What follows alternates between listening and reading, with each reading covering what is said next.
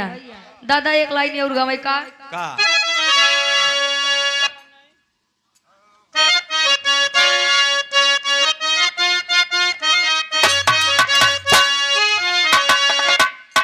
गांव वाली औरतें कजरा लगावा थी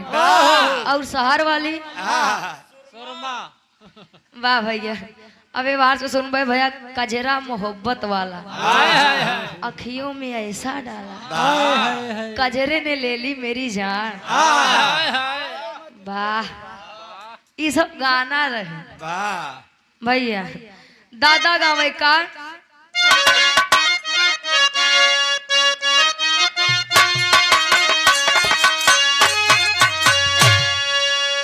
कहाँ का जाने दे भैया कहाँ का जाने दे शहर वाली कजरा का जाने दे शहर वाली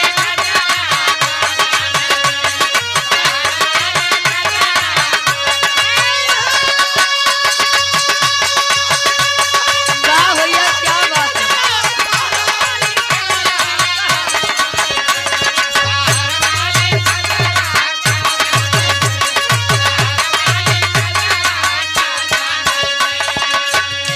एक लाइन दादा बड़ी बढ़िया कहाँ है बेजोड़ कहाँ है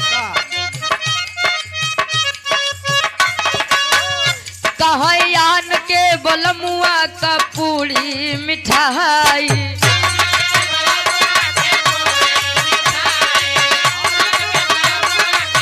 क्या बात है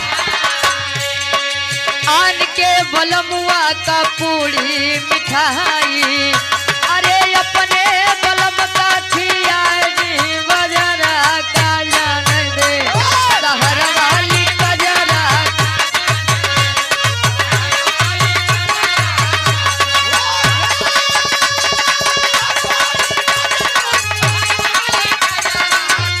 क्या बात है।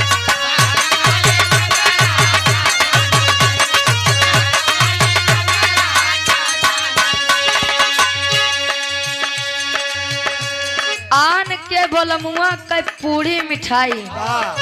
अब एका दिन सोचा जाए दुल्ही बेचारी वह वाली रही वह किस्म के रही आन के बलम मतलब जब औरत को संतान होती है होता है या होती है भैया जब संतान पैदा होता है तब महतारी सोचा थे कि हमारे लड़का का कोनो दुख तकलीफ ना होए अगर ये अपन खाना बचा बा भूख लगा बा तब वो बेटवा या लड़का खातिर रख दे हैं कि हमारे बेटवा खाए ले हमसे पानी पी के काम चलाए ले तो आन के वाला बड़ा होए क्यों न क्यों दुल्हा तो बनवाई करे काका दादा कहाँ है एक लाइन उठा आन के बलमुआ का सेज सुताम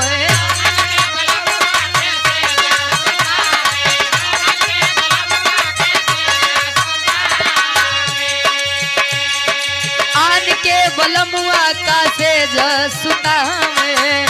अरे अपने बलम का बिछा दी गोनरा का जाने दे शहर